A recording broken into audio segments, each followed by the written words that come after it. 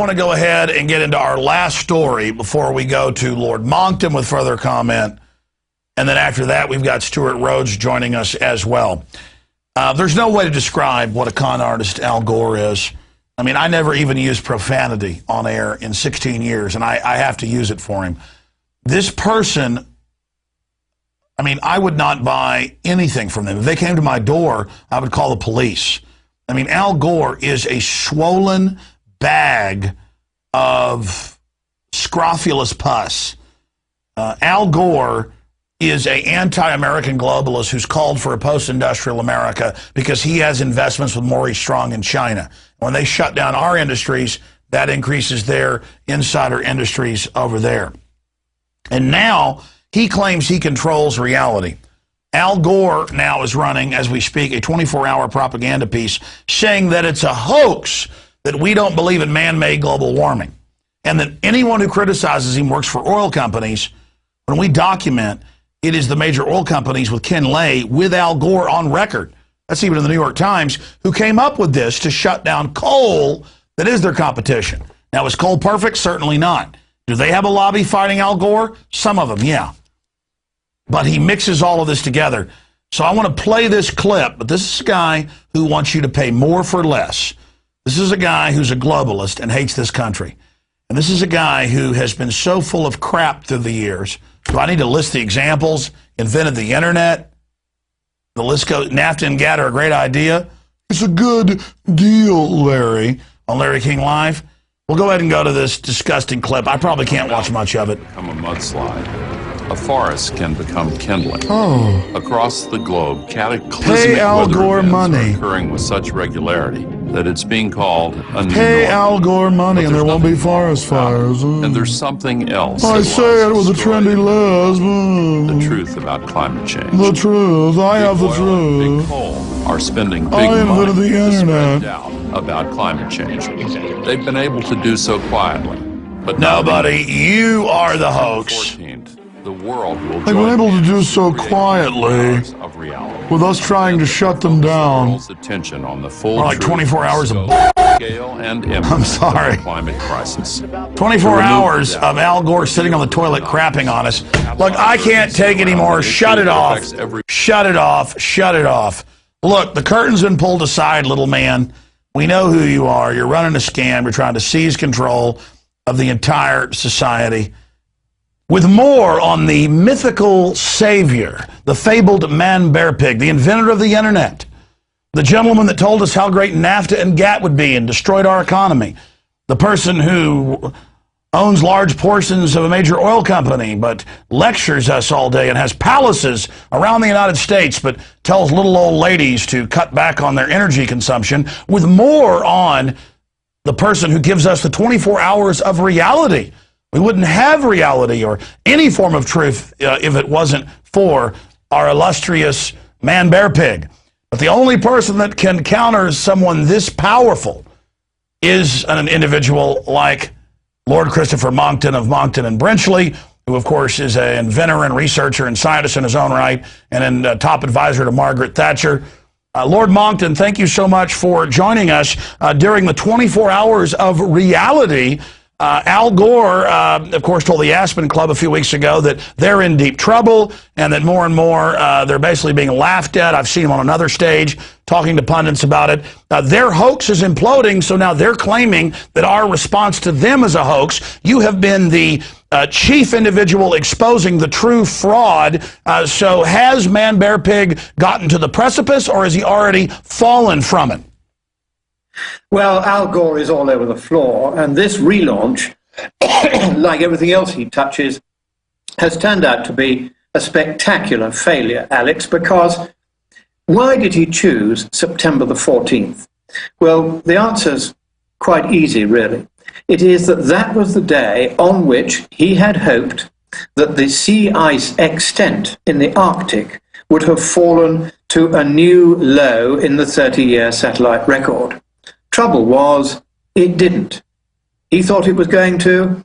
He planned today to say, I told you so, it's all happening, the Arctic ice is melting, and in fact, of course, it hasn't happened. It's quite some way above where it was this time in 2007, which was the record low, and it appears already to have turned the corner, and from now on, of course, as the winter gathers strength in the Northern Hemisphere, so the sea ice will grow back just as it always does. So he got that wrong, and frankly, he knows that despite the billions, and it's now actually 100 billion, that has been spent in the United States alone on promoting this global warming rubbish, the people aren't buying it anymore. Every time there's an extreme weather event, a drought in Texas, a few tornadoes, a bit of rain from the back end of a hurricane in New York, upper New York State, immediately Al Gore is there saying this is global warming.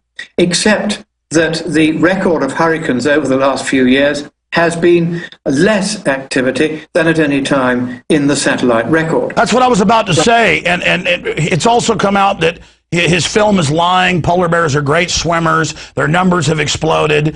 The Himalayas haven't melted. Kilimanjaro is coming back. And I just saw on mainstream news, I should have had the article yesterday, in fact, I'll show it later if we can dig it out, that they admitted that this is one of the earliest times that the shrinkage has actually stopped and reversed back to growing. So that parlor trick of showing a satellite image of one of the poles during the summer when it starts shrinking and implying that it's all about to disappear when we know that it is a cyclical season thing, that huge fraud is imploding. And now, as you know, Der Spiegel last week came out and said, well, actual sea levels are dropping now. That's the global warming, when Al Gore promised that we'd already be underwater.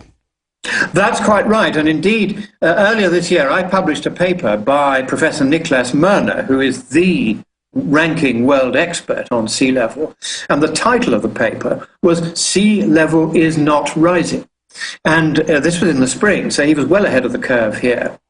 And when he was due to introduce this paper at a Cambridge University climate conference that I was helping to organize, the organizers banned him from distributing the paper because they were so furious at the title, Sea Level is Not Rising. And of course, ever since then, it's been dropping like a stone.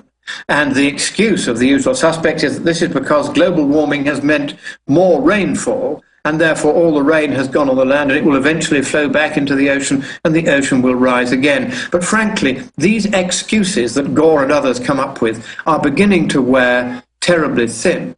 And that the truth of the matter is that by a number of different measures, it's now been pretty well established that if we were to double the carbon dioxide in the atmosphere between now and the end of the century, that might cause maybe 1 Celsius of warming. That at the moment is most people's best guess, not the 3 or 4 or 6 or 11 that Gore and his mates have been saying. 1 Celsius, and that's harmless. And even if you wanted to try to stop the 3 or 4 or 6 Celsius that they have been trying to say will happen, it's 10 times cheaper to take the really rather small damage that such warming would cause than it is to try to make it go away. But Lord Monckton, yeah, you've broken these numbers down. I mean, you don't like to toot your horn, but you've been a trailblazer. They've talked about your arrest in Europe, saying that you're a climate denier.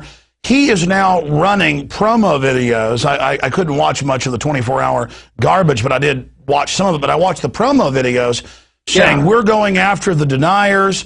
Obama has launched this attack watch group that says report people to the authorities that criticize Obama. I mean, it seems they're really trying to go into an authoritarian mode. And he says, how dare them in this promo video say that carbon dioxide isn't a pollutant, the evil oil companies. But in truth, most of the big oil companies have actually been on the bandwagon for a while, and they want to use it to shut down their competition in coal. So that's another lie. What can you say about this call to criminally, because now it's happening to myself, to criminally come after us for denying our high priest Al Gore? A, I want you to comment on that, and then B, how high have, from ice core samples, carbon dioxide levels been in the past versus now?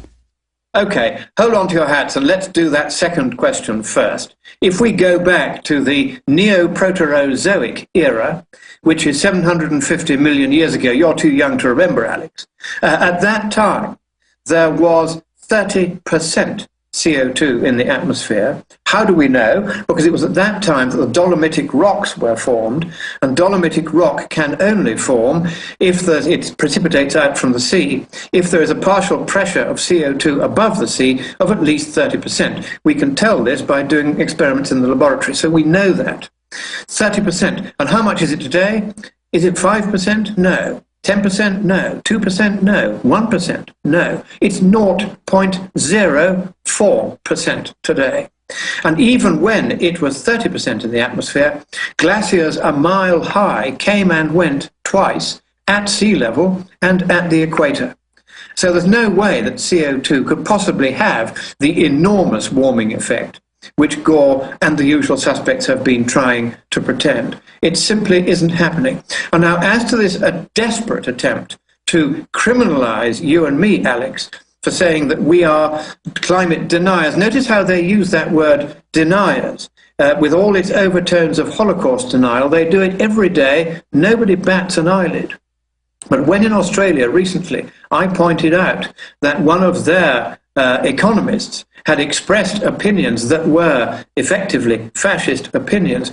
Oh, how Lord Lundy cried. All the left, all the way across the world were saying Monckton is terrible. He has said that Professor X is a fascist. Well, no, I didn't say that. I said the opinion he expressed in saying that there is no alternative but to believe exactly what one narrow version of climate science tells us. Well, hold on, Lord Monckton. A bunch of them are in the news calling for green fascism. Not the particular guy, but I've seen it all over the news. Carbon rationing, carbon cards.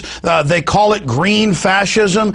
And they say, we don't make any excuses. We need to be authoritarian. I've even seen Financial Times of London articles written by their foreign editor. One was titled, "And Now for World Government," saying it needs to be authoritarian because the people won't do what's right. We'll just make them. I mean, you're one of the top researchers. I mean, how many of them have said things like this?